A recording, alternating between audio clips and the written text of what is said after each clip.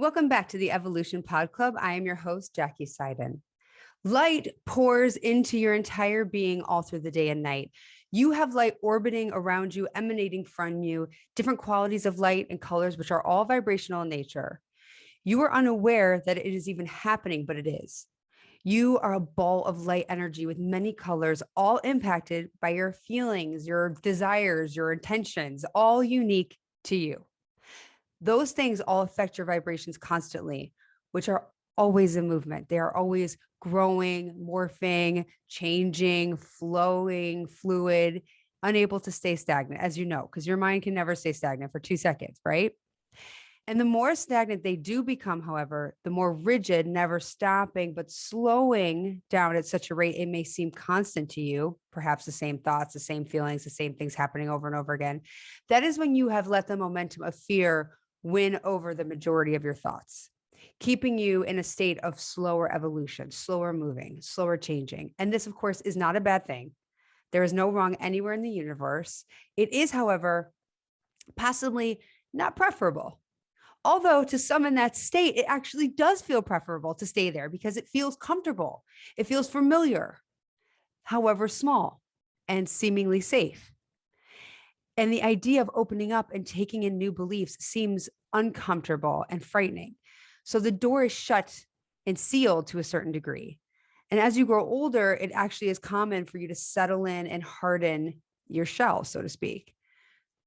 When you were all children, your light flew out of you wildly and openly. The colors changed each millisecond depending on how you were feeling. However, your thoughts tended to lean toward love. That was your default. So you sought out all the things that brought you joy. You could find joy in anything. You thought it was fun to spill your drink out on the table and make circles in it with your finger. But of course, you're stopped at every turn, right? All the other people in your life taught you to not follow those inspirations because maybe they were messy or dangerous in some cases, or perhaps what you're doing just annoyed your parents. So you complied to some degree and your color swirled. All sorts of shades of white, so pure, so much closer to who you truly are, were then mixed in with newer, more saturated colors. And as you aged, you learned to conform even more. You learned to do what you could to be accepted, or maybe some of you consciously not be accepted.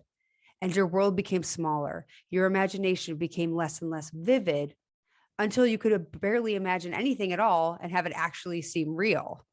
You know your floor is not made of lava.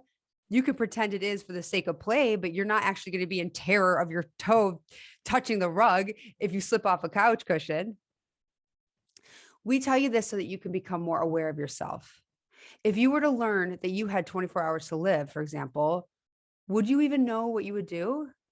Knowing you don't have time to fly family in from out of town or friends, what would you do? What would bring you the most joy? I mean, do you even know anymore? Do you know? Because we're here to tell you the joy is the key to your happiness. That sounds obvious. But then if it's so obvious, why aren't you doing it? Some of you know exactly what you would do. Some of you know exactly what would bring you the most amount of joy. Some of you know that you'd want to see your family. Then others would secretly admit to themselves that they wouldn't want to see their family. Maybe they'd try to get to a beach or go for a hike. And if you don't know where to start, then your shell has become hardened. And that's a beautiful thing to become aware of, because once you see that, you can start to soften it by searching for your joy. Start with something small that makes you happy, or even just feel a little bit better than maybe you're feeling in the moment. Do you like to bake cookies? Maybe you just like to eat cookies, whatever it is. We don't judge. We just want you to take the first step to do it. And if you cannot think of a single thing, then what can you do that is just a little more pleasurable than what you're currently doing? How rigid is your schedule? What do your days look like? Is there a pattern? Do you need to disrupt the pattern? Can you be your own disruptor? What if everything fell apart because you stopped controlling it at all? What if everything around you was a total disaster, in your opinion, and because you stopped doing everything that you believed you're supposed to do, then what? I mean, what would happen? Nothing, right? Nothing. You're trying to control everything and your efforts are futile, depending on how you pronounce it. You will never stop until you do, until you choose to let go. to surrender, to free yourself. Let the kids draw on the walls. Let the spider on the floor live. How far are you willing to push yourself in the name of freedom? Once you let go of one thing, perhaps you can let go of another thing. And in that space, an idea may occur to you of something that seems, dare I say, pleasurable. Then push past the ego mind trying to stop you and do it. And then you're feeling a little bit better. And out of that, perhaps an idea of something joyful will occur to you. Then try that thing.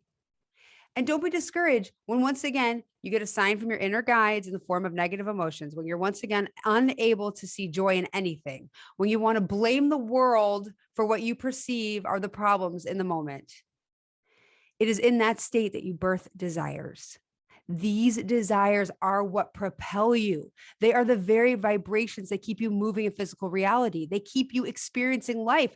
Without desires, you would have no impetus to do anything or go anywhere or see anyone.